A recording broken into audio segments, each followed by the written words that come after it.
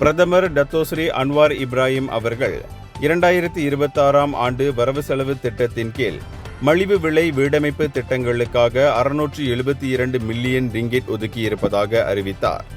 இந்த நிதியானது residency Rakyat மற்றும் ரூமா மஸ்ரா ரக்யாட் திட்டங்கள் மூலம் 33,000க்கும் மேற்பட்ட குடியிருப்பாளர்களுக்கு பயனளிக்கும்.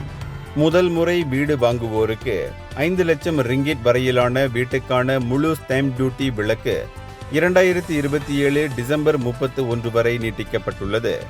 கீக் தொழிலாளர்கள் மற்றும் சுய தொழில் செய்பவர்களுக்கு உதவ வீட்டுக்கடன் உத்தரவாதங்கள் 20 பில்லியனாக இரட்டிக்கப்பட்டுள்ளன. நாடு முழுவதும் உள்ள 3,300க்கும் மேற்பட்ட பழுதடைந்த வீடுகளை பழுது பார்க்கவும், PPR குடியிருப்புகளை மேம்படுத்தவும் 500 மில்லியன் ரிங்கிட் மற்றும் 143 மில்லியன் ரிங்கிட் ஒதுக்கப்பட்டுள்ளன. சீன மற்றும் இந்திய கிராமப்புற உள்கட்டமைப்பை மேம்படுத்த 90 மில்லியன் ரிங்கிட் மற்றும் பொது கழிப்பறைகள் மற்றும் பூங்காக்களை மேம்படுத்த 95 மில்லியன் ரிங்கிட் நிதி ஒதுக்கப்பட்டுள்ளது. இந்த நடவடிக்கைகள் அனைத்து மலேசியர்களுக்கும் உள்ளடக்கிய மற்றும் அணுகக்கூடிய வீட்டு வசதியை உறுதி செய்வதை நோக்கமாக கொண்டுள்ளன.